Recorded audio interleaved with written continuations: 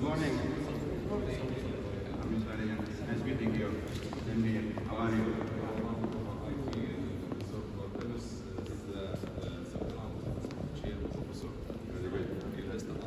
Welcome on board. Welcome on board. Just good timing, huh? Good timing. Good timing. Thank you. We have also a team. Good morning.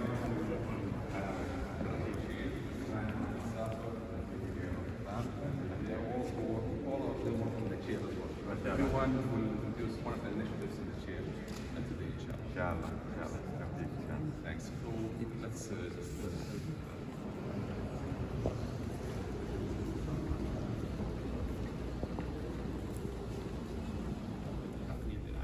just My name is Abdالرحمن and I am going to be your host for the first tool of the day, the Spaghetti Portable Network Analyzer. This device is not only a network analyzer, it is also a forensic workstation. And what makes this device so versatile is its hardware scalability and capabilities. Let's talk about the memory. This device supports up to 96 gigabytes of RAM, which is useful in both of its use cases as a forensic workstation and a network analyzer. Second, let's talk about its CPU capabilities.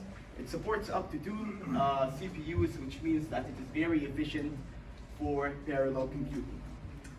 Third, let's talk about its network card interfaces.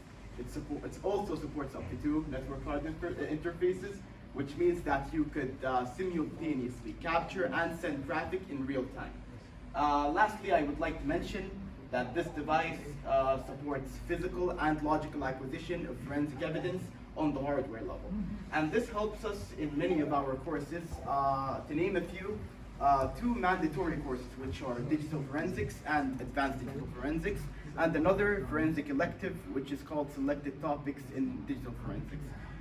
It is also useful for our 2 network courses, IT infrastructure and introduction to networking. Thank you. Any questions? Thank you. University. And today we will talk about Celebrate Universal Forensics Extraction Device. This device can be held in forensics investigation for mobile devices. This device supports 2 types of acquisitions, the logical acquisition and the physical acquisition. Both will be used in different cases. So for the logical acquisition, it can be used for devices that does not have a lock, and it can extract data that is currently on the disk. On the other hand, the physical acquisition can be used to unlock locked devices and also can retrieve deleted files, deleted pictures, text messages, and phone calls. Also, this device can be supported in any mobile device in the market, and it can be used to update every single year in the market and for new license. Thank you very much. تفكري ما كان هذا one of the projects اللي شفناه في زيارتنا السابقة. كان واحد من الأخوات she presented something about mobile diagnostics something. did the WhatsApp digger. إيه was it? Yes, الجهاز هذا يكلف تقريبا 100,000 واللايسنس فجانا الأمن العام قالوا most of our cases WhatsApp and this is very expensive and it takes too long. فكان في project من طالبات. They made a software. This will take around 2 days to acquire the data. The WhatsApp digger take 5 minutes. And it's only focused on WhatsApp. Did it move forward يعني أنا لا موجود عند الأمن العام يستخدمه. ما شاء الله. بس استحواذ ولا؟ نتعاون معهم مشروع. الفكرة طبعا جات من عندهم. لما كلموا قدمنا الاختبارات قالوا لنا تبعت بس it was brilliant idea يعني. ليش؟ قالوا السوفت وير لازم يكون فيه ميثود مختلفة، لازم يكون فيه أشياء مختلفة. هو طبعا باتنت على الالجوريثم، فممكن الالجوريثم ما عندنا فيه كثير. ما عندنا الفلو شارت، باتنت على الفلو شارت وعلى السوفت وير، لكن ممكن تواصلوا معنا فعلا شرطة دبي. I'm الغلالياني, senior cybersecurity student. As you are all aware that audio and video forensics are growing domains in cybersecurity field, as they deal with identifying, acquiring, and analyzing and evaluating the evidence. Here we have the device USB sound input output device system. It's also used to convert digital signals to analog and analog to digital. It's used for professional systems for data analyzing and processing. Used for automated workstations in criminology and scientific research. It can be used in some types of audio forensics investigations in order to enhance the quality of the audio recording by filtering the background noise or even the quality of the audio. Furthermore, the investigation can define the crime scene location by either defining the background noise. For instance, if the crime scene have like near a metro station or on a rainy day, we can cover it also. And here we also have the camera. The digital forensic investigator can take photos to document the entire scene and use it as an evidence later on. Yes, these are only the forensics. تخصص كيف؟ Cyber security. يعني من what area in cyber security specific sub specialty ولا؟ No, اظن بكالوريوس it's General. general. بس الغلا now she's working with me in project Zero Trust. ما شاء الله. Her graduation project is Zero Trust with ارامكو. Uh-huh. بس مهندس عمرو also working. Yeah. Yeah. Okay. Very good. Yeah. And we'll present the first stage of the project, which is the graduation the project proposal stage, and with her team they will present it. إن شاء الله. توفيق. good luck وموفق. Forensic student. I'm here to show you our broken case, which is one of our top protected cases. We all know sensitive equipment need to be protected. That's why this case is essential for digital forensic staff. For example, when a crime or accident occurs and there are devices and evidence at the scene, the investigator will use this case to collect and protect all the evidences. The broken case will protect any sensitive equipment during the transport from the scene to the lab and even inside the lab from any harsh environment.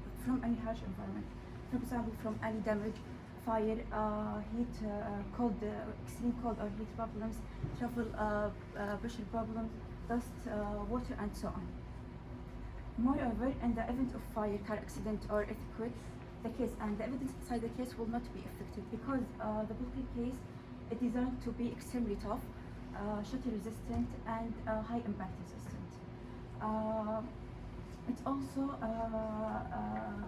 also a seamless hardware case with portable handle, so anyone can transfer it easily.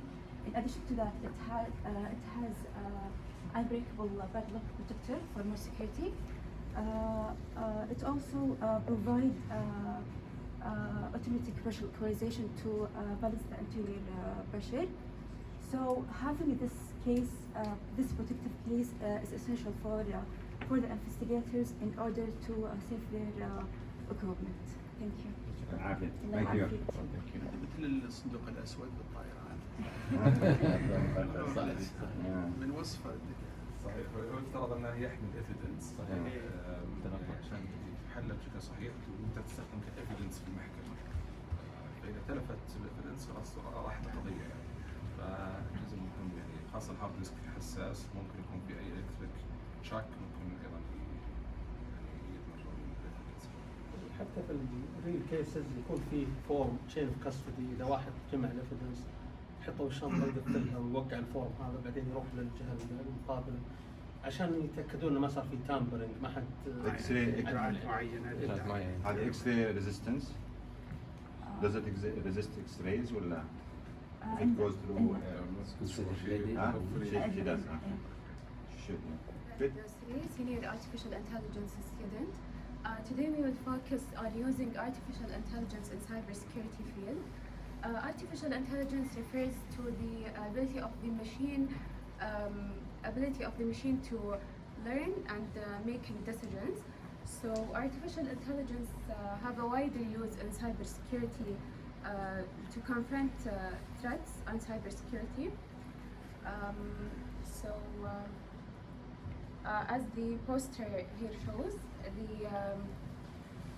many conference that has been published by Imam Abdalrahman bin Faisal University's instructors and students over the last 5 years. It uses artificial intelligence techniques such as machine learning, deep learning, and natural language processing. The pie chart shows the publications classified by journals, and this is the line chart shows the publications published by years. There is one accepted for 2023. Yeah, it is. Which means it was accepted to be published يعني early 2020. So here also we would try to see the infrastructure. So to come up with these projects or the AI project, we thought we have a supercomputer AI, which is the NVIDIA one. They will explain a little. In terms of GPU is 50 times more powerful than normal computer. So that's enable more research to be done in AI and applying that to cybersecurity. So to show how this infrastructure support the research in cybersecurity, AI cybersecurity. And we'll see later on with the upgradable lab where we can also support more resources for more powerful GPU that will help more research in AI. So we're trying to see what the gap we have in terms of resources that will enable our students and our researchers to do more with partnership with ارامكو. Do you take any AI courses? Yes, I'm an artificial intelligence student. Okay, so you are AI student, not cybersecurity. Yeah. Okay. But we're trying to merge between the two majors. As my colleague Dana said about the research, the college gives us a supercomputer, which is DX from NVIDIA. It has 4 GPU Tesla, which is more faster. It works in GPU memory, not CPU. It's good for training models, for multiple models, machine learning and deep learning, and also natural language process. Also, it's come with SSD memory, which is make it more faster. Also, it come with 4K resolution. Also, it come with remote management, which allow us as a student work from home and as a data station. Also, this for this one supercomputer. This one more or less, but it has 2 GPU. It works with also remote management. I forget one point. It has Ubuntu system, not Windows, which is make it more faster. Ubuntu with artificial intelligence algorithm work more faster because there no runtime in the Unix system. Here we have normal USB PC. We have, as I said before, 2 GPU and also Windows 10. And also we can work from home with remote management. Any question? It was assembled here. Yes. It was purchased as. Yeah, but we can work from anywhere. The NVIDIA, no, we buy it stand alone. Yeah, this is the most powerful one. But because there is high demand, we try to buy other GPUs to support the AI resources. But I believe also there is more demand. So Dr. Fahad will explain what the upgradable version of the lab that will enable more research. آخر سنة إن شاء الله. إن شاء الله. Anything about specific project على AI? Unfortunately, I go medical field. Medical field. Okay. So the last but not least station in this tour will be on the foundation of networking, which is dataset.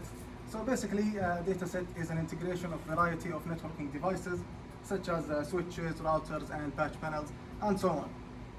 Our mini data center consists of 5 racks. The first 3 racks is for network connectivity, or it is a network connectivity servers. The student will use it for practicing network connectivity configuration. The 4th rack consists of 4 devices, which is the Cisco ASA firepower or physical firewall. Also, it contains the HP ProLane server, the 9th generation patch panel, and catalyst switch. So the student will use this 4th rack for practicing network security. The 5th rack is the main median controller and communicator upon all of the rest of the racks. the student will use it for testing the overall configuration and security. As you can see in next of every communication to the data center. بس عشان فوكس طبعا هذه كل طالب يكون عنده اكسس على الداتا سنتر. تعطيه الاكسس على 5 راوترز فيقدر يسوي سيموليشن كانه يسوي كونفجريشن ل5 مدن مع بعض. فهذه ايضا من الشغلات اللي تعطيهم فاندمنتال للنتورك. That's great. And because it is important that cybersecurity students put their hands on IT infrastructure devices, the cybersecurity lab has offered or provided us with multiple devices, such as the Cisco 860 AVE security device that will provide features or security features such as firewall and IPsec VPN tunneling features and more security features. The deployment of this device will be on the network gateway. Also, we have the Cisco Catalyst switch, consists of 24 ports with fast Ethernet gigabit connectivity and excellent VLAN segregation capabilities. Also, we have the Cisco wireless controller, which have the ability to manage up to 75 access points and 1,000 clients concurrently. And for the proper use of this device, the Cybersecurity Lab also have provided us with the Cisco AirCap access point for practicing the two devices together. Also, cybersecurity practitioners and students also frequently use multiple operating systems such as Kali Linux or Parrot OS security in a virtual environment. And for wireless hacking, we need a wireless adapter. For this reason, the Cybersecurity Lab has offered us with the Alpha Wi-Fi adapter. Using this device, we can capture the IEEE ePOL packet or Wi-Fi handshake packet that contains the hashed password of an access point. After capturing the packet, we can use multiple tools for brute forcing through for the packet and eventually crack the password. Thank you. The lab is isolated from الجامعة from the university network, I assume. Very rich lab. قاعدين نحاول ايضا نطلع على الابجريدبل لابس وهذا الكرنت tools that exist, but I believe we would like your help and your feedback. What's missing, what the gap in the current resources, so we can help the students to excel their skills. I'm going to talk briefly about our proposal, or the college proposal to add new labs under the umbrella of Aramco cybersecurity.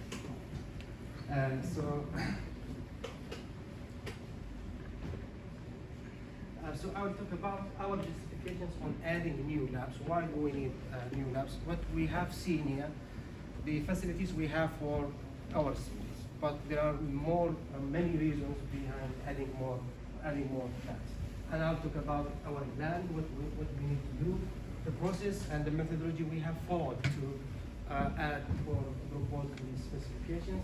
And then I will show you just quickly some samples about these specifications and the courses supported by these labs and our discussion phase, finally the cost estimation. So these are the main reasons behind adding more labs. Two is just because the capacity. More students, we are admitting more students for the whole college and also for the cybersecurity. So we need to extend the capacity of our labs. By next year, we are expecting to double our admission based on the direction. So boys 51 and for the girls لا مش الكلية كلها. cyber take so Malak can give us two groups female, around 60 female and yes 30 تقريبا. This is the maximum, and for the male one group are up to 30. So each group is very yes.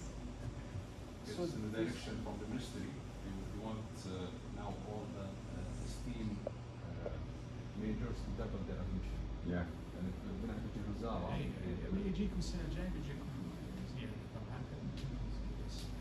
فهذه تحتاج إلى resources للعلم نتكلم عنها. Especially for يعني cyber security, there is a high demand. Lots of students want to be admitted to this program, يعني more than CS or. So hopefully بالنسبه للطالبات البنات. One of the reasons also related to the objectives of the contract between the university and also our chair, and that's actually to support the academic program. And also we have a plan to add a master program for the cybersecurity, which means that we need to add more facilities for both undergrad and the master plus the research directions. So you can see here, then based on that, we decided actually to have 4 labs, physical labs, 2 related to cybersecurity and others related to digital forensics. We have already 2 labs, like those facilities you have seen, part of the existing labs, 2 labs, digital forensic and cybersecurity. But we need to support and add more facilities, especially in terms of the software. And also we need to add 2 new labs completely. That's actually to support the students. And then 1 virtual lab, cloud virtual lab. That's actually the trend in the cybersecurity. No one just relying on physical labs. We have actually to train our students, provide courses online, so students can join these labs online, separated, supported by management, software layers, and so on. And then finally, advanced network lab, because also network courses are general courses, and we have just only this lab for this building for the network. So we need actually to add another lab so that we can support all the general needs. So these are just the. Now, to define the specifications, we followed a standard methodology. We started by defining our objectives, and then we did a lot of benchmarks, national, international, and then we visits and we conducted several meetings with those professional national centers. All of this just to decide the specifications we need to have. Then we conducted surveys among these also industries and alumni, faculty members. And also lately we also submitted or sent survey for some Aramco admins, I think Dr. Malak, Omar Shabini and some. So just to get feedback about our specifications. And then the last step is just to write the proposal. So following this, we decided about the objectives of the lab for the physical lab, the virtual lab, align these objectives with the college, university, and also with the Aramco cybersecurity chair. And then finally, this is actually the map of the added labs distributed over the 2 buildings. The good news we heard today about extending this building so that we can add more labs. So we are focusing on this building because we have a capacity and space. So, but inshallah, then we can have more labs to be inside. So that's actually the plan. I'll show you just quickly some details about the specifications. So to ensure that we have a sort of balance, we are not focusing on one direction. We need actually to collect tools from different let's say areas. So for the cybersecurity lab, we focus on the cybersecurity tools and the software, I mean hardware and software, hacker or hacking kits, operating system, auditing. So you can see a variety of directions and areas to cover all the aspects of cybersecurity, not digital forensic. And I will show you samples about these things we are looking for to have, which not exist in what we have. Hacking box or complete box is required to train our students how can they really inject attacks in different scenarios and detect attacks in different scenarios. The microcontrollers, packet scrollers to sniff the packets, and also how to train the students on the IoT aspects environment like with we need actually a variety of software so that we can target the web applications, security of the webs, how to scan them. Also for the software engineering is part of our cybersecurity program. How can we ensure that when we are building the program, we can follow and identify flaws and bugs within the code. So this tool is one of the tools that can support. Looks like to me is one of the things that tools that can be used to review the codes. Reverse engineering can be targeted by either tool. So variety of software to just push in different directions. For academic courses, it lasts for research.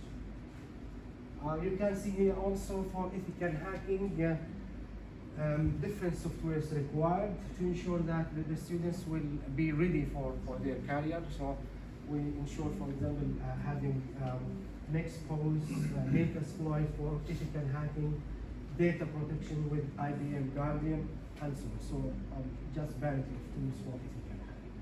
These are 14 different courses supported by these labs, including 4 or 5 elective, and the rest they are core courses. For digital forensic, also different categories of the tools, and I'll show you just samples. In terms of the hardware, those are some of the hardwares we have: copiers, Celebrate, Spaghetti server, but we need more. So we suggested actually to have, for example, Carbon Suite, and to have some data copiers, write protectors, and some forensic recovery efficacy. So these are the main tools we are looking for. Very important software required. FTK is the one which is popular for education, but we need also our students to practice on some commercial tools that really being used in centers, digital forensic centers. Mobile forensic is a very important topic, and that's Oxygen can do that. Celebrate, we have the devices, but we need actually license for software, so that's actually why we put it in our list. And some other supported digital forensic software like SourceKit to detect the hidden data and recover the data. These are the courses under the digital forensic lab. All of these, except the last one, is the elective course. The rest they are core courses. For the network security lab, also we have the same category, targeting different aspects. I know I'm going just quickly because of the time, but just to show you that we care about all the details in our purpose. Required facilities for our students, and we decided about the architecture, the main hardware requirements, and also the infrastructure. And mainly, we ensure that in our proposal to cover all of these key skills for our students so that they can practice on the network aspects, IT aspects, defensive techniques, how to protect, and how to understand also the attack techniques, and also security tools exist for practice. So, and these are the specifications. I will go quickly through the execution. Now, due to the cost, estimated cost is about 3 million. So we decided to go through several stages, one by one. So stage 1, just we care about adding 2 new labs, dedicated labs, physical labs, and then build a virtual lab with minimum requirements, and then go and build advanced network security, and then go back and enhance 2 more labs, and finally go back to the virtual lab and make it form a complete lab. So just to do a sort of balance in these things. And based on the estimated cost, stage 1, that's actually the variations. We have received HBC from Aramco, different more than 32 nodes or 64 nodes. And our plan just to utilize some of the servers to reduce the cost of building these 2 labs. So we have 2 variations here, with or without having these facilities from HPC. And then that's actually the cost of virtual lab with minimum software, advanced network lab, this is actually the cost, and then adding new labs without Aramco HBC servers, and then finally for the virtual lab still, that's actually the last stage. So that's all.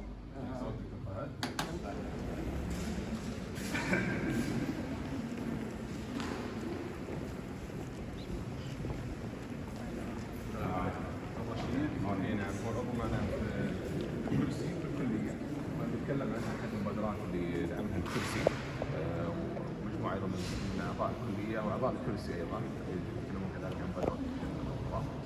السلام عليكم all. My name is Rashid Zagroba, Assistant Professor on Cybersecurity. I will present today one of the 8 initiatives in the context of cyber ارامكو chair. The initiative is related to the scientific publication and patents. So linked with the chair objectives.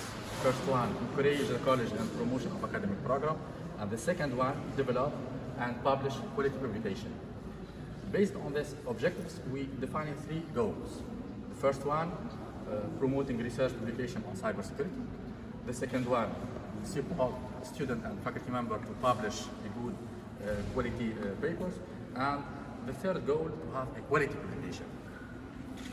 So after defining the goals, we define the requirement, which paper we accept to give fund for this publication. And we have 3 main requirements. First one, at least one author should be on the Aramco chair to add the affiliation of the Aramco chair. The second one, should be on the cybersecurity domain. And the third one should be on the Q1 or Q2 open access journal. So to review the different applications, we designed some forms. The form 1 to make an initial check or requirement respected, and the second form to make the final decision about the fund. Okay, here this is the form to take the final decision with 2 steps: the committee review and the chair supervisor. As a result for this initiative, we have the first year, the KPI, the key performance indicator, 30 publication. So we received 49 requests. After 1 year, 30 papers were published on Q1 and Q2 journal. In terms of quality, we find 15 papers on the Q1 open access journal and 15 papers on Q2 journals. Also, in terms of high citation, so 7.2 is the side score for the journals, and the impact factor 5.5. We have different participants for this initiative from USA, from UK, from Malaysia, from Italy, from Pakistan, and of course we have the local authors. Also, we have a high participation of the students. More than 50%, 53% author are students, postgraduate and undergraduate. The second type of publication is the patents. So far, we submitted 9 projects for the patent office of the university, reviewed and accepted as eligible project for patent, and the registration is under process. So as a future direction and plan, we aim to increase the KPI. So we move from 30 to 40, and for the patent, our goal was 2, we increase it to 4. So to conclude, this initiative will participate to increase the number of publications for the student and for faculty members, and make the student, especially the undergrad, they have the capability to publish their work before the graduation. So because the open access, we can have a fast review and they can publish before they finish their project. For the future work, inshallah, we'll increase the value of the KPI and the expected outcomes. So mainly the open access can have 6 times more citation than the normal traditional publication. So that will help more visibility for the cybersecurity research. And I believe the chair help a lot to publish the work with engagement with the students and Aramco as well. The patents were ready there to be submitted to Aramco's office for further processing. For filing? For filing? For filing, yes. So we'll see some of the projects that they have been scanned by the University Patent Office, they are eligible. But if based on the contract, the Aramco asked that to be filed from Aramco.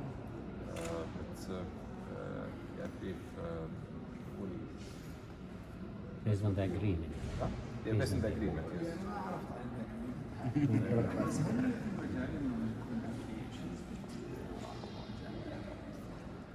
The university name will be there, but the filing, based on the agreement, will be filed from Aramco. So that's the statement in the agreement. But again, Yeah, it's a joint affiliation. our own course. See, usually it appears for the submit. يعني الفايلنج من ارامكو بس we will share the patent ارامكو والجامعة. But it appears to the sector file. لكن it's joint affiliation.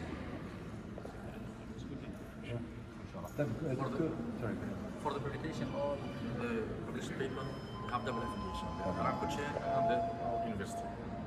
Is there يعني standards community, international standard community collaboration falls in your area or somebody else? Like the cybersecurity, the NIST and like, is something in your area? Cybersecurity area, yes. mainly we publish with the journals. لا بس who in the chair deals with the cybersecurity standards? Do we have collaboration? Do we have any area focus area? We'll see what we have provided one from NIST to be distinguished speakers with us. So he's sharing the experience. It's, maybe this part of staff innovation. So we'll see. I think the chair also needs to get into community standards. لأنه الستاندرز will set the future. Okay. يعني الآن احنا we are working مع الوفد والothers to establish cybersecurity standards for the future. So I think the chair also we call it digital era. يعني الستاندرد حق cybersecurity for the future is going to be different than today. I can tell you that. So I think the chair getting into this focus on how we can standard, مع standards community. We already built a connection, but if we need to work closely also. يعني يمكن نسبة السي2 انتو حق الاوتي انا think they are all different yeah. من عمر الشباب Also, with the third, maybe we have a series with the organization, international organizations. We have some connections, but we need to get work more closely.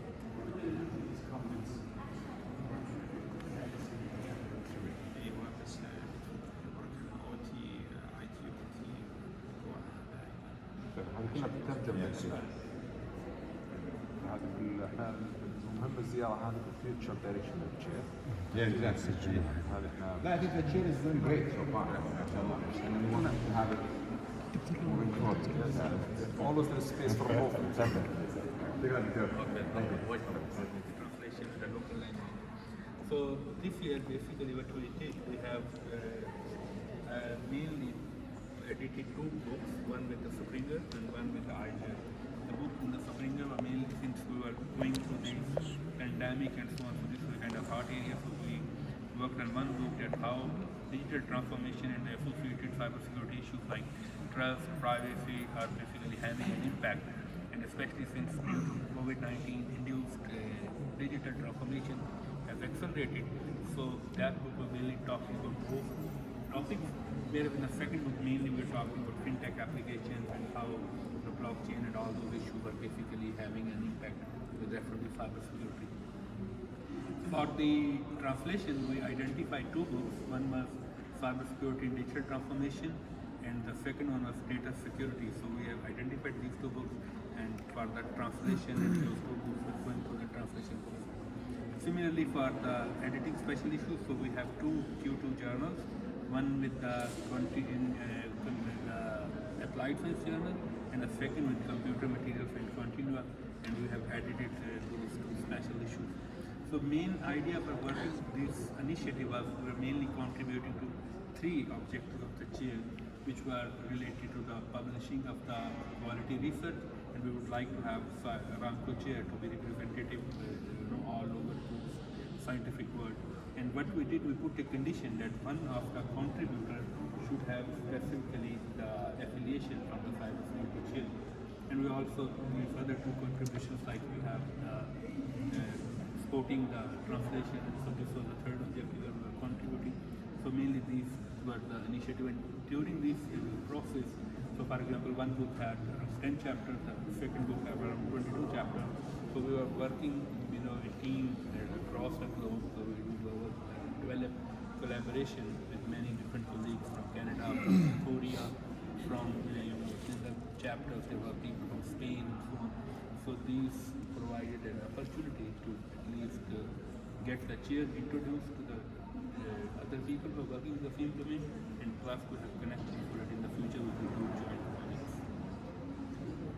So maybe also in future we can get some of the let's say aims from Aramco to edit a book for one of the hot topics, let's say zero trust. So we can make call for chapters from all around the world to write in specific areas that would interest Aramco, and with editing from the chair will manage.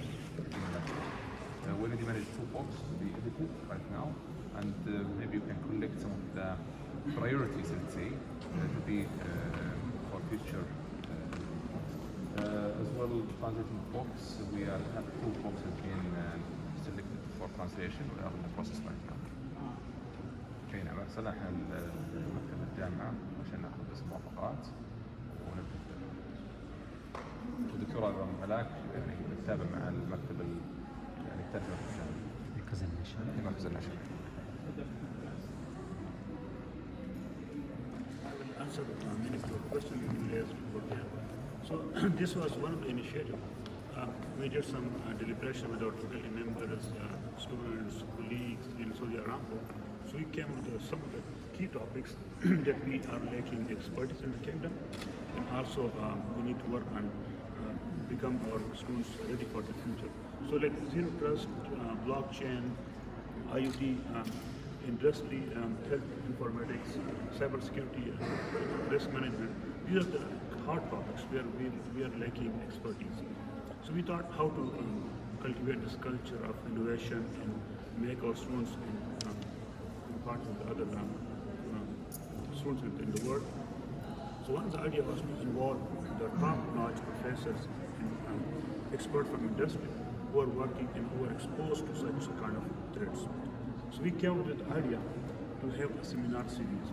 In this seminar series, we are arranging periodic seminars and workshops every month with the help of the top professors from academia and industry.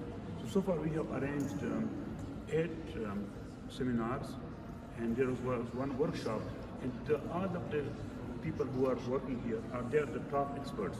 The first speaker who delivered the talk is now our chair, Saudi Aramco.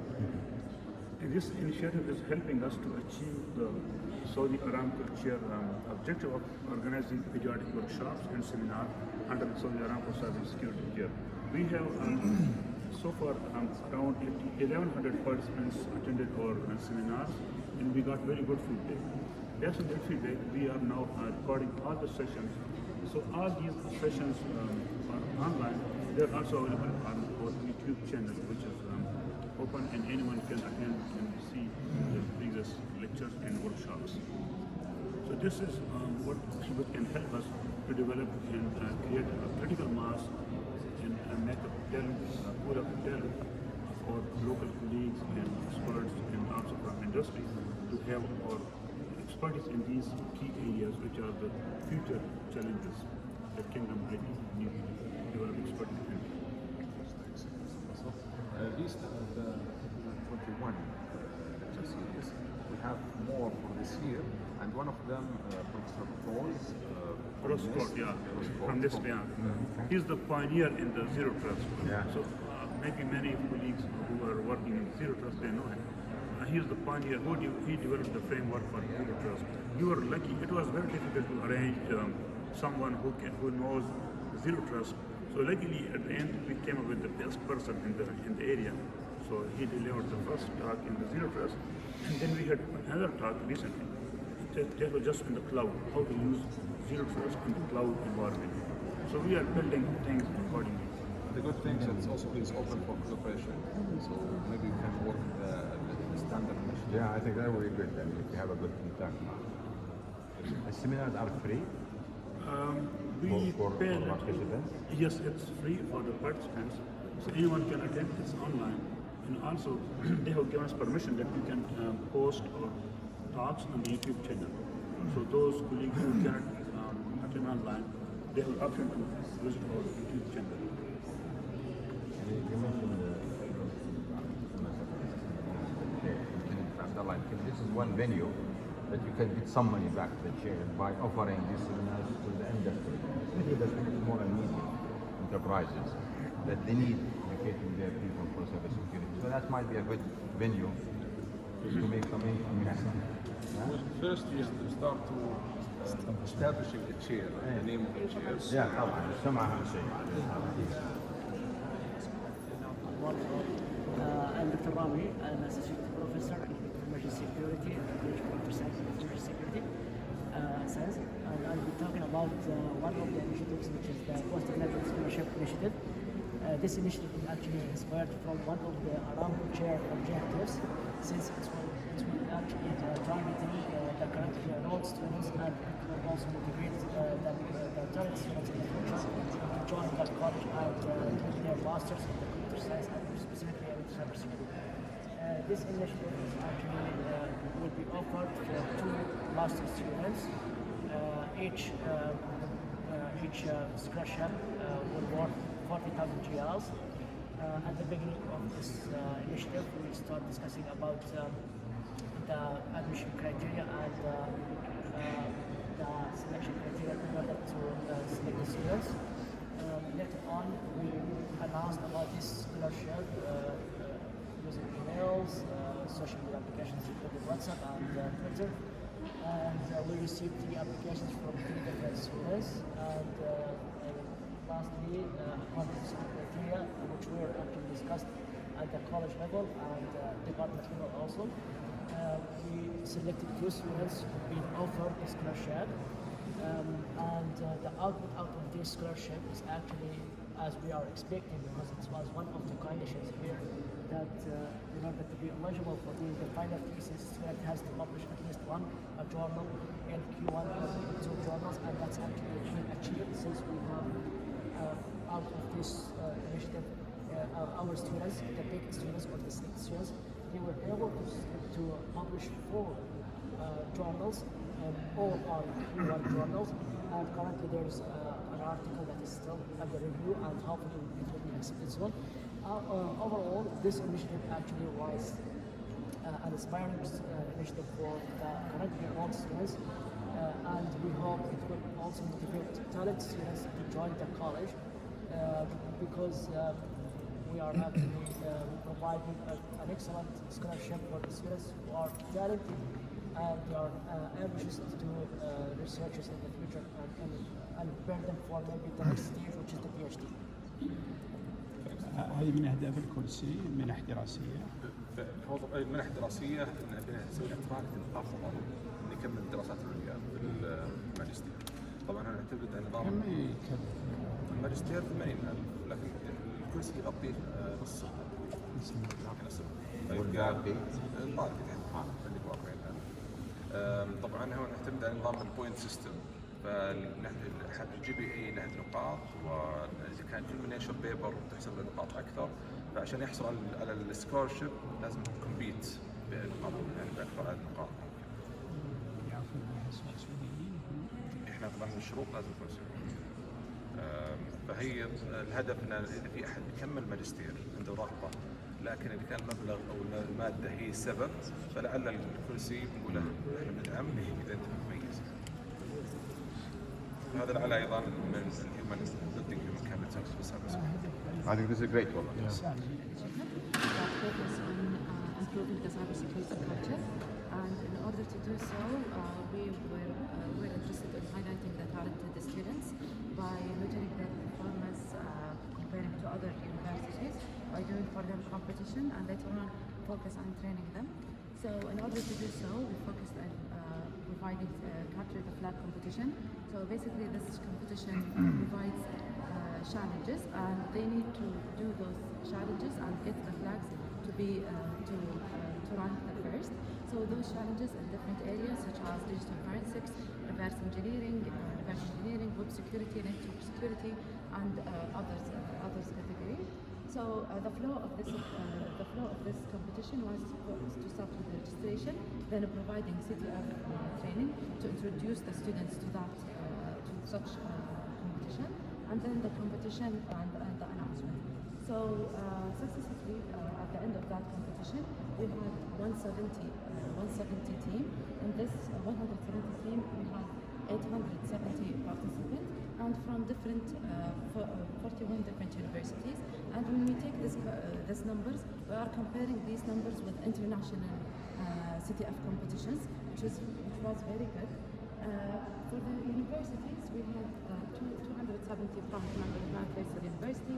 Then secondly, we had University of Jeddah, 83, and then Ltqi. And actually, what was impressive is that we had students from international universities, Champion University, we had students from Carnegie Mellon University.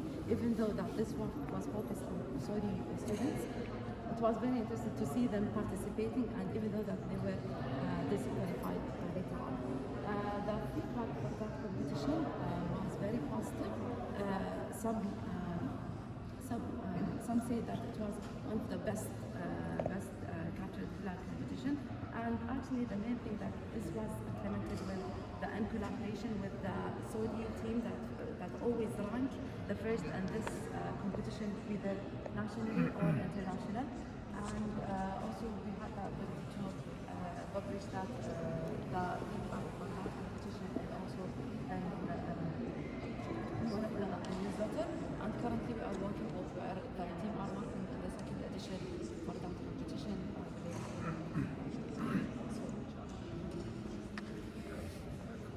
هذه جانا فيها فيدباك جدا مميز عليها. كابتن معك ويعطي العافيه استاذ مناك هي ادارتها كامله والان شغاله على الفيشن الثاني يعني شغاله في competition لا بس يعني كل الجامعات يعني participate. So who's the overall management في الجامعة؟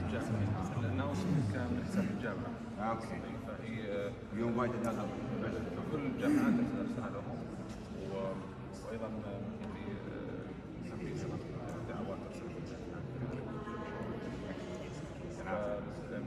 طبعا احنا نحاول هالتالنت اكوزيشن نحاول نحصل على افضل المسابقه هذه، نحاول في مسابقات اخرى. اللي حصل على المسابقه اللي فاز بالمركز الاول المسابقه هذه ايضا فاز بالانتهاء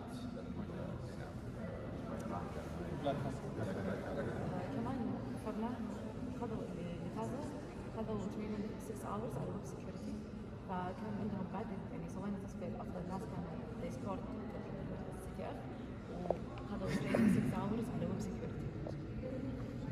هذا تريننج قبل في هنا التايم لاين، في تريننج قبل في تريننج بعد اللي فازوا هذه كهديه ايضا لهم، فيعطيهم يعني لعلها يكون لها اثر طيب توصفها بالمنطقه ويعطينا العافيه استاذ هناك. طبعا كنت اول دفعه في السايبر ما شاء الله. هنا حاليا دفعه 2017 وما شاء الله عليها اكمل الماجستير في جامعه وروك افضل سكولرشيب في جامعه بس الان انتقلت الى الشركه تملكها ارامكو الحلول السبراني. لكن يعطيها العافيه ايضا. Service support unit and responsible for Amman initiative. Now, in line with the objective 1.3, which is planning, developing, and successfully executing societal outreach from Aramco chair, we have suggested and applied and implemented Amman, which is an awareness campaign against cybercrime for middle and high school students. Now, for that, we have passed by 3 main steps or phases. We passed by the scheduling phase, where we seek the approval from different parties inside and outside the university. We also assess the readiness of schools for such an initiative, and then we pass to the preparation phase. We prepare the material by some cybersecurity specialists, and we review it. We train the faculty members that will participate in that, and finally we pass to the implementation. We have covered 20 schools, in fact, in the different schools in the Eastern province, and we measured the satisfaction of this initiative by a questionnaire that targeted students who participated and the administration of schools as well. Now, as for the reason, the most interesting reason that we have registered 400 volunteering hours in the National Volunteering Brigade. Also, we have covered more than 800 beneficiaries in the different schools, and this is the satisfaction rate. Actually, we have the orange and the blue are both agree and strongly agree. So we have 99% of the participants have full satisfaction. Now, as for the challenges that we face, we have only what we say the rich problem is that we have received a lot of requests from schools that we did not schedule, in fact. And because of the limited resources, human resources in the college, we did not manage to cover it. We are on the top of the list for this version, for this year's version, inshallah. But we are actually sad for not being able to respond to them. Also, we face some issues with the approval from the ministry, and we are working on that, inshallah, for this week, for this version, inshallah. So as for the recommendation, Dr. mentioned research, which is part of the initiative, and she will discuss that. Assalamu alaikum all. As a recommendation, we need to prepare an official agreement with the Ministry of Education in order to support the communication. Some schools would reject any offer to visit them. They require official agreement with the Ministry of Education. And also we need to ensure that more faculty involved in this. At this time, maybe we will try with ارامكو to have some members to be involved in the initiative, to encourage to enhance the quality and the quality. Also, we would like to cover these initiatives in two terms. We used to cover it in one term for preparation and one term for visiting. Now, since we are moving into trimesters, we have more time to visit more schools. So, inshallah, this cycle will be to one.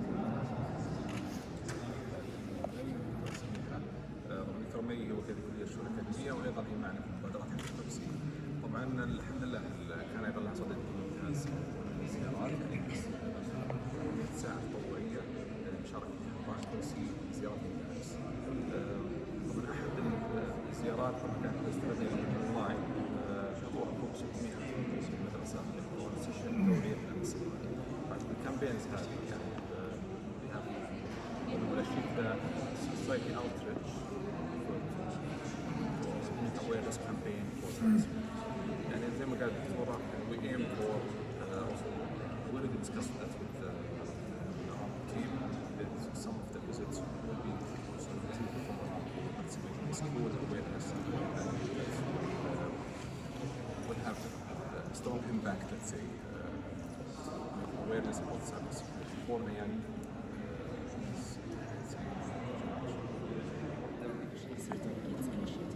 which focus on two main objectives. First, to organize periodic workshops and seminars on cybersecurity in coordination with Saudi Aramco. 50% of the workshops and seminars will be reserved for Saudi Aramco employees free of charge. Second, organize and conduct short courses on cybersecurity as suggested by Saudi Aramco in accordance with the rule and regulations conducted governance short courses at the university. Related to our first initiative, professional certificate support, here we aim to support our college students in getting professional certificates such as certificates from offensive security, CompTIA and inner security by refunding 50% of the certificate's fees after passing the exam exam successfully.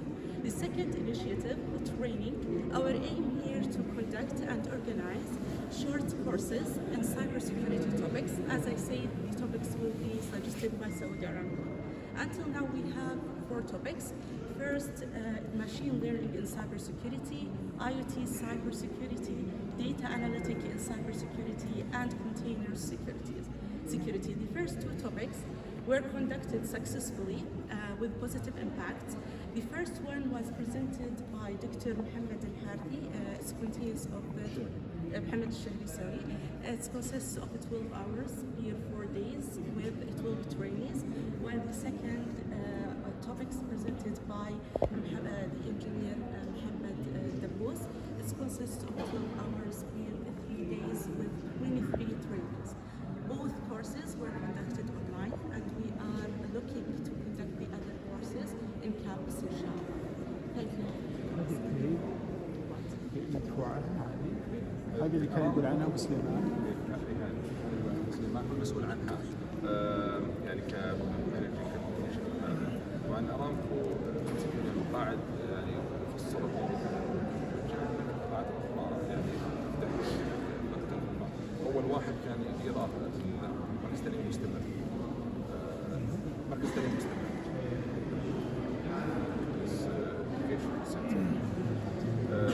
يعني تراي حاليا عندنا توقف الدمج يعني محمد ايضا عنده ما شاء الله براءتين اختراع في المشين ليرنينج والسايبر سكيورتي فهذا ايضا لعل نحاول نستقبل الناس كلها ارياز واضح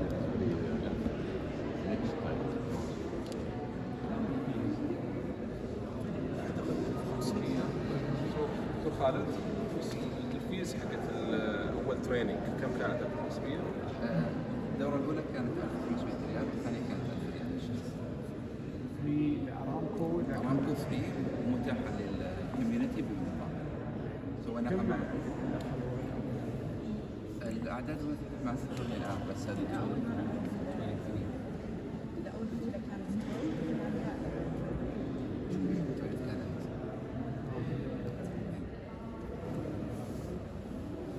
وهذه المواضيع جتنا من ارامكو قالوا we need training on these subjects فبحثنا عن افضل الاشخاص اللي يدربون في هذه المواضيع ونسقنا مع مركز التعليم المستمر وصار training through them وعشان كانت كورونا فكان training online.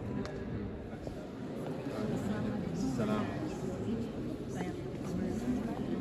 In charge of the digital data initiative, which is one of the initiatives of the year to fulfill the objective of to develop and publish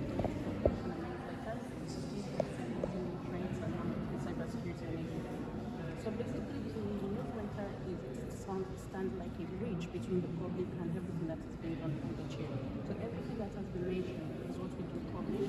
And aside from that, we also try to have some articles to enlighten the public on keeping safe in cybersecurity.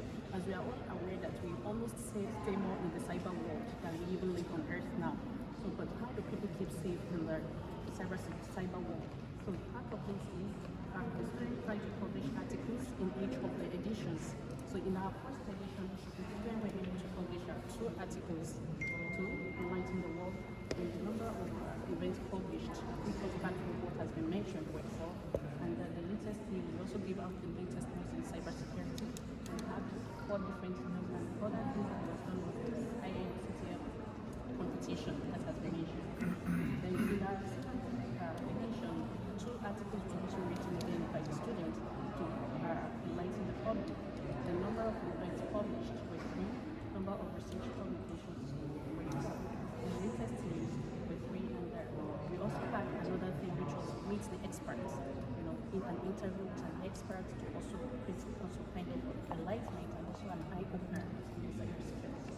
And we have the 3rd edition, 2 articles published by the students. The number of events published were 4. The number of research publications were also 4. The latest news also had different things around the world and also within Saudi Arabia related to cybersecurity. And other things we also have on our newsletter is the secret code challenge. It's like a full-time try some things out. So we've made this university. So each of these locations are positioned on that site, and using this background, it could easily take us to that particular website. Thank you. Also, we sent by email.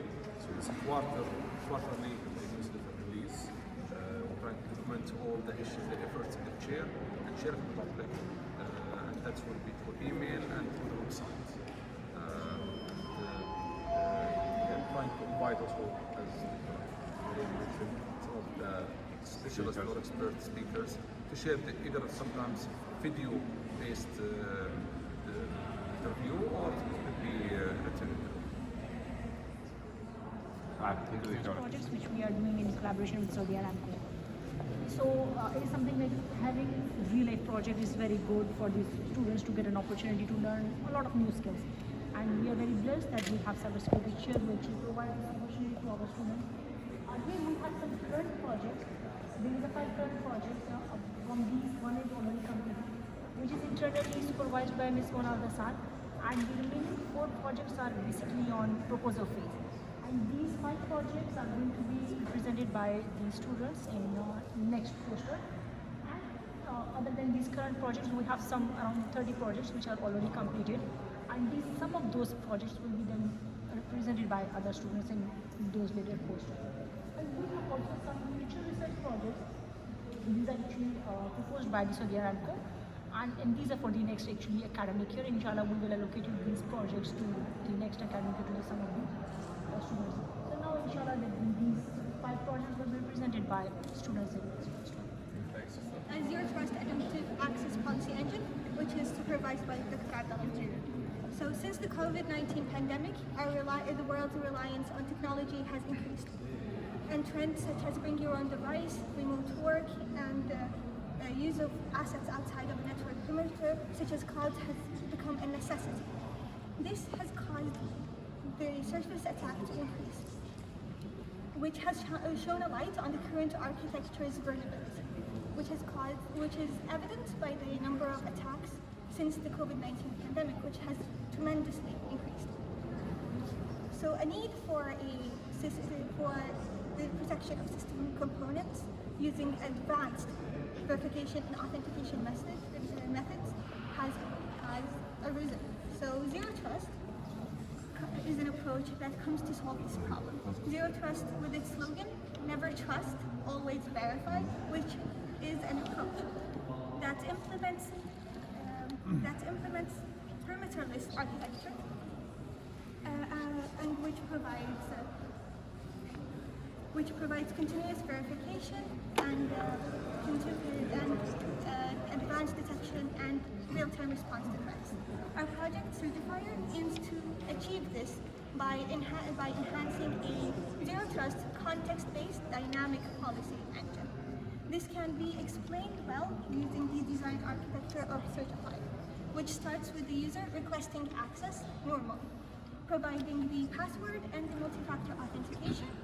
And when the user is verified initially, a number of attributes are collected, such as the IP address, the geolocation, and the time of access, whether it is during or outside of working hours. When these attributes are collected, they're sent to the trust engine using a trust algorithm that calculates the risk score. Calculating the risk score is based on the attributes and the different weights that have been assigned to each attribute. When the trust score has been calculated, it is sent to the policy engine. The policy engine utilizes the policies, and the policy administrator either allows or denies access to the requested asset. This is a continuous process, and to conclude, Certifier is a unique, innovative solution to Zero Trust that is different from all the work that has been done before on Zero Trust, access control, and trust algorithms. Thank you. Excellent. Awesome. في أي سنة أنت؟ أنا سينيور آخر سنة إن شاء الله. And all your colleagues are participating في نفس الفعل. شوف ما شاء الله مين ينين هنا إن شاء الله. الباقي ما جاب. ما جاب. بس إجازة بين ترمين لكن they are in the proposal stage and they pass their proposal. Next semester they will start the implementation. Excellent. And we are also this project is supervised also by Engineer Amro. As expert from the Aramco as well. Any work على designing and developing AI algorithm to go into the engine. I know the engine is sometimes the top of the shelf كتير صح؟ industry Yeah, بس ما في effort part of the project to develop an in-house Saudi-based algorithm that can be commercialized later on to feed into this engine. They are working a bit in how to improve the risk algorithm, risk score. Yes, we're going to implement a brand new trust algorithm that Very is good. going to be used. Excellent. in this I think that would be really يعني contribution to our in previous works, we didn't find a lot of trust algorithms with like the algorithm itself that is being used. Excellent. So we're going to implement a new one. That would be great. Our project is titled Extract Compliance-Related Evidence using Machine Learning, supervised by Mr. Hussein Atlas. Compliance is the state where individuals or organizations are following an established guidelines, and evaluating compliance status for third parties is highly crucial for companies to avoid future consequences. Aramco has established a CCC program, which is a cybersecurity compliance certificate program given to third parties to determine whether they are applying the best practices of cybersecurity on their asset project. CCC program consists of 96 controls classified into general requirement controls, which are 23 controls, and the rest are specific requirement controls. Evaluating these controls are time-consuming and effort-consuming, as Aramco doesn't deal with only one third party. Throughout the research, the gap was that most of the automated solutions were done in the health sector, or they have used an active approach where there is a direct interaction with the assets of the clients, or they do the compliance assessments manually. Our proposed solution is Muntakil, which is a web application that will be used by auditors. Auditors will upload and view the evidence, the compliance evidence of the third parties. The web application will use data extraction algorithms that will extract data from the evidence, and then will utilize machine learning models. The machine learning models will be trained on data sets. We will be creating it ourselves. It will be able to evaluate the third party's evidence, and then will conclude whether they are compliant to the 23 general requirements or not. Finally, this project will help Aramco to automate the process of checking only the general requirement controls in the CCC program. It will help them to save time as well as effort. Worth to mention that this project has been accepted in IEEE conference, and a paper will be soon published, inshallah. Very impressive. Assalamu alaikum everyone. This is Munir. I graduated in the year 2020 and currently working as data scientist in Ziyarah.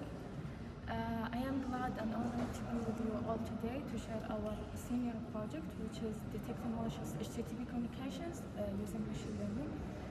This idea was proposed by Mr. Al-Matura. So what is the point of this project? As you know that the network has multiple layers.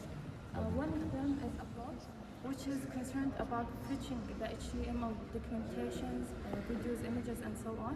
And it is the main foundation of any exchange of the data and data. But this protocol has multiple issues, such as it is insecure, it is stateless protocol, and in more general way, it is important to be able to detect. It is difficult to detect newly generated cyber attacks since they are always evolving, they are always changing. So traditional tools such as firewalls and so on will not be able to detect these attacks in early phase. That is why we proposed anomaly-based detection in HTTP communications. So our process consists of data collection, pre-processing, model training. As you can see that we have three models. One of them malicious HTTP detector, the other one malicious user agent detector, and the third one is malicious URL detector. Each one of them is focused on different attributes in the HTTP protocol itself. Then we eventually integrate this model into a desktop application. And as you can see, these are the results of each of the models that we have. And this is the desktop application. And you can here upload the CSV file of the traffic that you have of HTTP. Then you can have your prediction in a form of rows. Each color represents a different meaning. And then you can have a summary of the prediction that you have. In conclusion, implementing this work is mainly derived from the importance of network security in companies and the strength of this project that is actually using three multiple models, measuring three different things within the HTTP protocol itself. In addition, all the literatures that we saw previously focused on specific protocols, but none of them talked about HTTP protocol. But it may have a very positive impact on detecting malicious activities in early phases. That's it. Thank you for listening. The completed. Yeah, it is. IoT is a framework for DDoS attack detection in IoT-based networks using machine learning models. As per you know, the Internet of Things help people to live and work smarter, as well as gain a complete control over their lives. In addition, IoT is essential to businesses too, as it provides a complete insight into everything and a real-time look into how their systems actually work. Day by day, the number of connected devices increases. Therefore, researchers estimate by 2025, the number of connected IoT connections is approximately 27 billion. That's a huge number, indicates people's dependency and reliance upon those gadgets. However, this connectivity triggers security concerns, as they lack the necessary processing power to achieve proper security. Hence, they can be used to launch significant attack, out of which the distributed denial of service attack, which associated with IoT devices. Therefore, this explains our focus towards this attack specifically.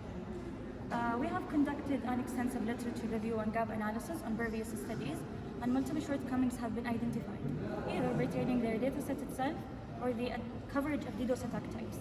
Therefore, IoT aims to overcome these issues through creating an open source dataset and through an IoT specified network. This is a suggested network diagram topology. We are currently finalizing its hardware setup.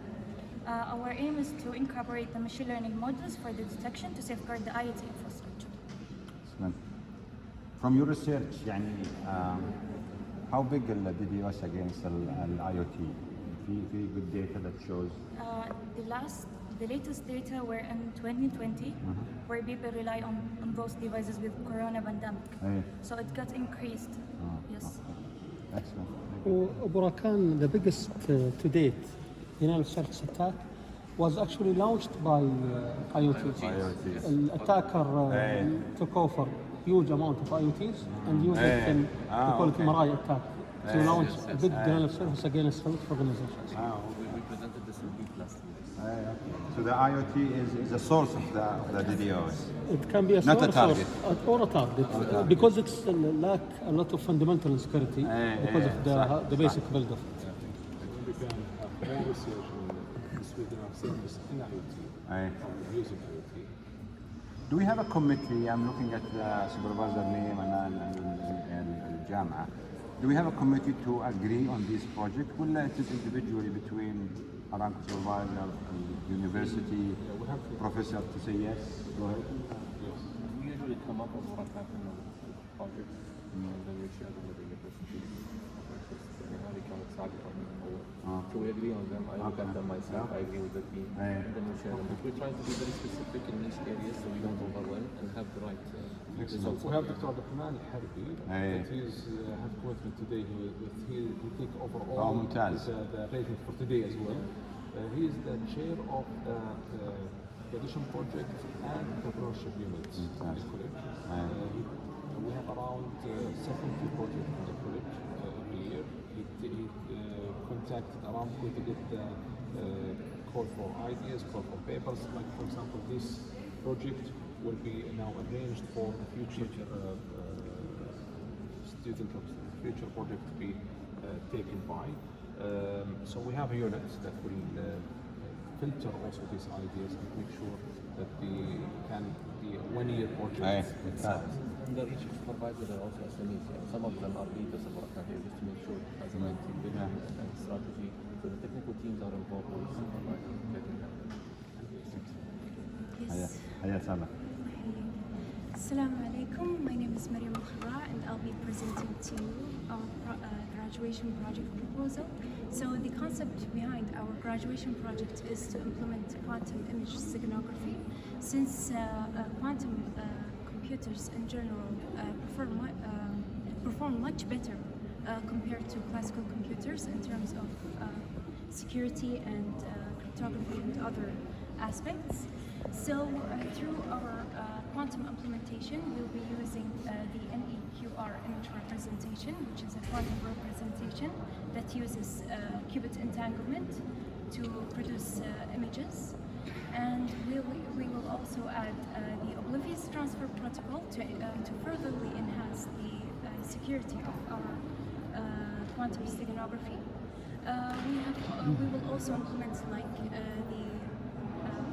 our project will be implemented through IBM QX or IBM Quantum Lab, which has a feature that allows you to connect through quantum computers as well as quantum simulators through cloud servers. So far, we have published a survey paper titled Quantum Image Steganography Schemes for Data Hiding through so through the Applied Sciences journal, and that's basically it. If you have any questions, please feel free to ask. Also, I forgot to mention that the oblivious transfer protocol that we're going to use is the 1 out of 2 protocol, which furtherly enhances the quantum steganography scheme, and that's basically it. Very futuristic project, I must say. Mariam, in this project, you will encrypt the... We have actually started implementing so we did start implementing this project through IBMQ, and we did apply segments of codes through quantum computers, real quantum computers, and we did produce great results. And we are still in the implementation process, but inshallah, at the end of this semester or the next semester, we'll be able to produce or finalize this project. We also aim to produce a research paper for this project, inshallah, either this semester or the next semester. So, any other questions? We have the supervisor of this project. We have Dr. Nasr Allah and Dr. Naya. Dr. Naya, one of the experts in the college in quantum cryptography and quantum computing, and she introduced the course Quantum Computing for our students as an elective course. And she taking the lead in quantum computing research in the college with Dr. Nasr Allah. Badly needed for cybersecurity, you were saying. Quantum is gonna make it or break it. Yeah. It's gonna break whatever today and gonna hopefully make a new one. Today I will present a project that is in collaboration with Aramco. We actually first of all want to thank Mr. Amin Umar because he was the one who proposed this project. It was related with Aramco. Basically it is related with a homoglyph attack. What is basically homoglyph attack is sometimes we have some sort of URLs in which they just make a small difference, and those URLs are visually similar, so that's why the attacker could not differentiate, and ultimately it will affect the system. So that's why what we did, we actually used to approach one of the traditional approach which is actually used by the previous studies, which is related with a hash function. So in the hash function, what we did, we have the URL, we just generated the hash code. So this solution will solve those problems for those very well-known URLs, but still it's not a dynamic solution because it's just on the basis of pattern matching. In order to solve this problem, we came up with a machine learning solution. So our main aim in this case was in order to propose an algorithm that gave us with performance along with less number of features and more efficient. So we use several machine learning algorithms on the data set in order to train the model, and we came up with several algorithms that give us a good response, and we found out that random forest, which gives us a very good performance, which is actually 99.8%. Now, because then what we did, actually the idea of combining these two was not previously investigated in the study, but there was one study who is actually not using the same data set, but a similar type of data set.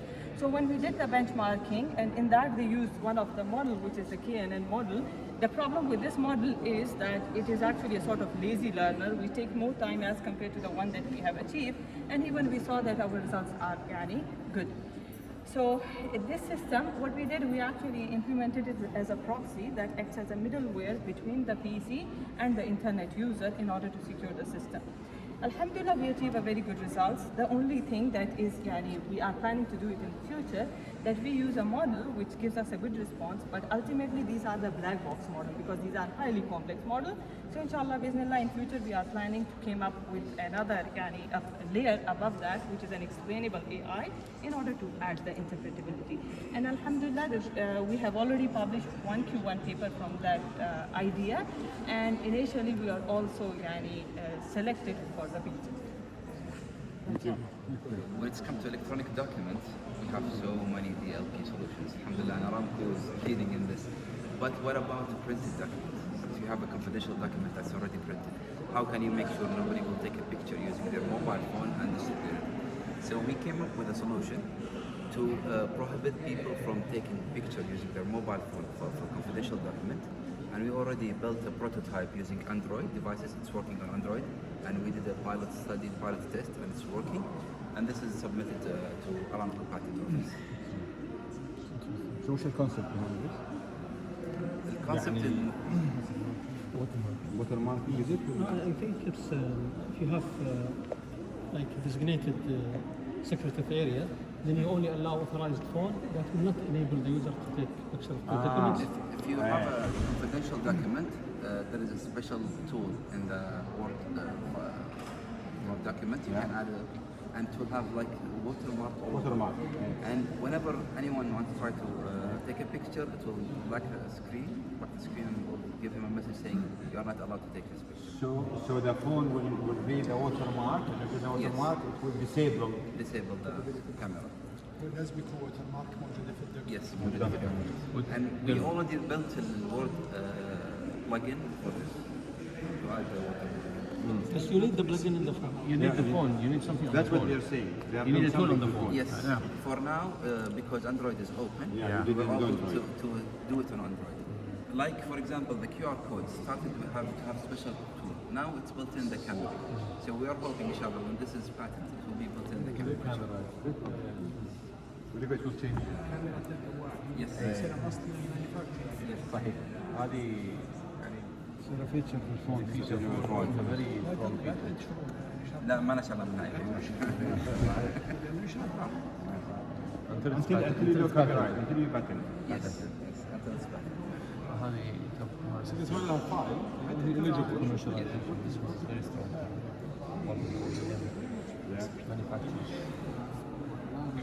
تشديد الموضوع تبسيط بس طبعا من المصنعين الجوالات. والمشكلة الثانية الاو اس يعني على الاندرويد يعني الاندرويد از ويل نون الابل از كلوز لو كان فعلا بالنسبه لمركز الوثائق من الجهات الرسميه يعني انترستد في هذا they can't force الاجهزه انه if it doesn't have this ما allow it to يصير جزء من مواصفات المقاييس. في الاجهزه الثانيه السعوديه have to make a complicated password. I know why it has to be complicated, but I don't want to do it. Okay. So we transfer the questionnaire or the tool to a game. So if a new employee is coming, you give him this game, he's just playing the game. While he's playing the game, we are assessing his behavior towards cybersecurity. هذه also submitted for patent. وفي paper نشرته. The product is ready to use. Yes. It's still in pilot. We built the prototype and we did a pilot study on 120 people, and we already have a paper ready by published for a study about this pilot. Compare it with مع الفيلم that you guys did for We'll need to look at more details. compare it مع. Actually, it's important for any governmental sector or private to authenticate employees or users. So we try here to use the biometric secure system. What's the difference about the other in the literature? We try here to employ AI with cybersecurity in order to increase the security level. So we use in this PSS or biometric security systems, we hybridizing the auto-encoder algorithm with the chaos-based algorithm in order to secure the biometrics. Actually, our model consists of two stages, the enrollment one and for authentication one. So what's the difference about the other in the literature? We just extract the features from the biometrics, which is the vision of interest, and instead of take the whole biometrics, so we can decrease the size and the system.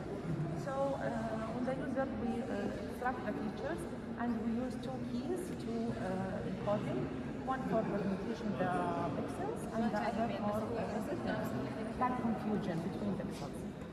So when the user come again to the system, we authenticate it using the same structure. Actually, we use different grayscale and color images, iris and fingerprints. We can see from histogram the difference between the original one and the encrypted one. What's the difference between our work and others? Also, we compare the encrypted and encrypted. So even the database is compromised, the encoders cannot express or imagine what's the original ones. Also, we measure the receiver accuracy curve. It's nearly 100, and the error rate is around 0. So we see how the is enhanced the security and fingerprints or biometrics. Is it used before? Is this Not is yet. this not yet? Not yet. And future work we plan to use, it's eligible, I said, because we try to use in the hardware. In industry, nobody is using this concept. It's first one. To extract only the features, not the whole biometrics. Yeah. And then you can compare the encrypted. Yeah, so in this way you can increase the size of the database and the system for processing the biometrics. Privacy laws, privacy concerns. Yeah. This will be better. It's also for a facial recognition, for example. Yeah, it's a facial, iris, and fingerprints. يعني if someone has a unique يعني characteristic in his or her face, Yeah. this algorithm will only pick that one. Yeah. Okay, not the whole face. Yeah, we use the gray colors and gray colors for the all biometrics. We select the 3 ones because it's popular for all of the applications.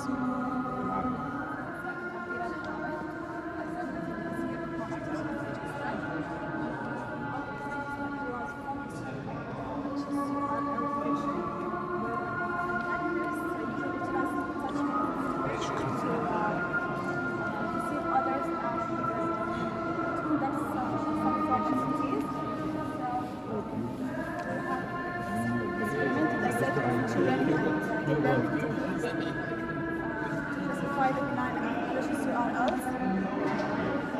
Once the part we extracted 3 types of features, object-based and network-based features. Then to choose the best features, we conducted some feature selection techniques like ANOVA, chi-square, and correlation analysis.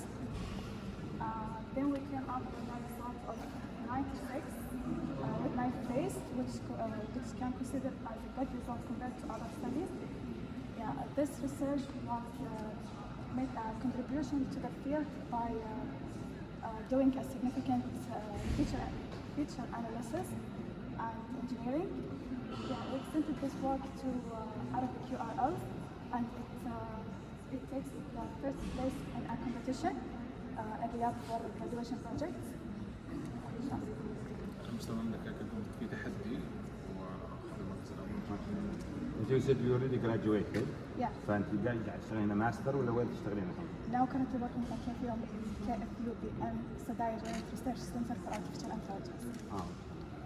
Not related to this work. Yeah. وين في الجامعة هناك؟ Joint Research Center for Sadaya and KFUBM. صدقان هذه is something that also very much interested in. I'm looking at ماجد هنا. One of the newest adversaries, الشباب, they are really trying to solve it, but we still see a problem. You know, newly created domains have it. URL is killing us. But I know Majid is in charge of our AI machine learning service. I think he could connect معاك and see what we can do to make use of this.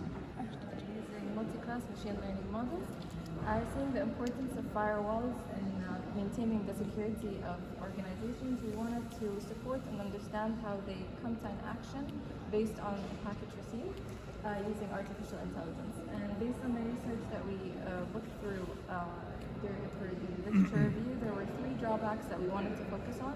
First, the dataset sizes used, the algorithms used, and finally the impact of the features on the action to be taken. So for the data sets, we wanted to collect our own data set that was large enough to build reliable machine learning models. And secondly, we wanted, instead of working on a single model and working on improving it, we wanted to perform comparative analysis using 5 different models. And finally, and most importantly, we wanted to understand the features and how they contribute to the action to be taken. And so we did 2 experiments, one using the features that were used by previous works. And the second experiment, we used features that we calculated the correlations between them and the action to be taken. And while we found that 11 features were the same as the commonly used one, we found 2 features that were never used before, which were application and category, and added them to the second experiment. And as you can see from the results found, all the models performed better using these 2 novel features. The best performing model was Random Forest, which achieved an excellent accuracy of 99 points. We have a second. Assalamu alaikum. I am Duriya Al-Amari. I will present our work. Here we have a review paper. So nowadays there is a growth in using internet and developing new technologies, and this increased the risk of cyber attacks. Developing new technologies and techniques to detect such attacks became an active research area, and many of these researchers are using intelligence-based detection techniques. From the literature we have, there are some limitations and some research directions that are new for researchers. So we decided to summarize them for future researchers. The main limitations we found first, an algorithm could be working well on detecting such one attack, but it could be working bad on other attacks. So there is no one algorithm that works well for all attacks. This leads researchers to use complex algorithms that will be computationally consuming.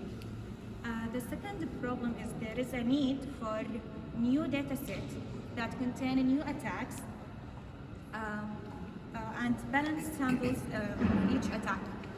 So for future work, researchers could be working on creating a new data set that contain new attacks and also be working on new domains such as IoT attacks and DNS attacks. Also developing new models that are fast and real-time performing. Thank you. Our paper published in Q1 journal, and in 1 year it got 13 citations. Excellent. Thank you. Good job. It's detecting malicious domains using explainable AI. So first we experimented using open source data sets, and then using 2 sets of experiments, one with feature selection and one without. we were going to experiment these interpretable and non-interpretable models. As we know, decision tree is the most common, most simple interpretable model. We found that these complex models, they give better results, but because of their complex nature, they're black box. Their nature is black box, and people cannot trust it. Therefore, we suggest to explain it using trees. This is an explainable AI using decision tree, and this one, as we can see, these are the features, and we can see the values, which class is it going towards. So we explained our project, and then based on that, and because of using this method, the explainable AI, we're not playing with the model. The performance of the model stays same, and we can get better results and a better score time. Actually, when we were publishing this paper, we were the first one who actually applied explainable AI, because explainable AI is just a new domain after the machine learning and the deep learning. Because we know that machine learning, deep learning is now a trend, and it's very good also in the health. But when we came up with finding out why those things has been made or why something goes wrong, so explainable AI is basically the solution. So how is this related to a project in technical way? This is almost, they are also doing some malicious domains. No, they are basically different, because in their case they were applying the machine learning. In our case, our aim is twofold aim. We want to come up with a model that is good, but also to come up with a model that can be easily understood by the human. Because even in the health, even doctors, they are interested to apply those things, deep learning, machine learning. But on the other side, they are a little bit afraid. When you want to ask, okay, how this has been made.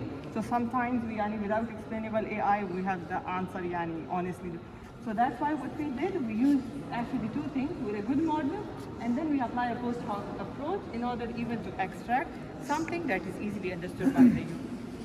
And alhamdulillah, we published in Q1.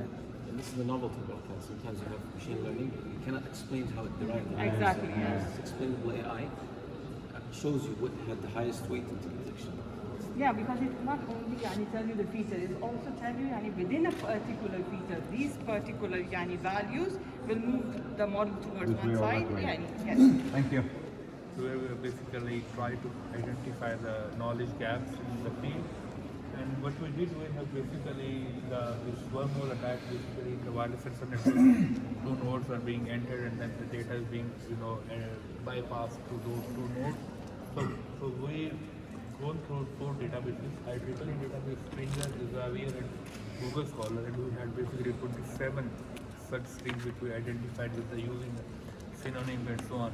And then we limited our search to last 4 years published papers to see the most recent contributions, and also we only focused on published papers. So there were totally, we started with 189 papers, then we had different filtering. Initially we had title-based filtering, then we went to abstract-based filtering, and at the last stage we had object-based filtering, where we have important key areas like detection rate, precision, then we have the low energy consumption, additional hardware, are not super efficient. So these are the most important criteria. We identify different papers, and as we can anticipate that there were most of the papers which were relevant, mainly 5 related to low energy consumption. And we identified basically when different algorithms, for example, RDT is used or other techniques were used, but due to the additional verification, energy consumption was a big issue. And what we have identified, we have basically identified 3-4 main important problematic areas where machine learning basically could help. For example, we identified, especially when they're in the distance space, when you have the nodes which are continuously changing in their frequencies are continuously changing in those particular domains, there is extra variation creates a lot of energy consumption, and we use the machine learning application to identify the nodes mutation in advance, and this could help, the machine learning could help in that part. Secondly, where we have long distances, the efficiency of the networks keeps on decreasing.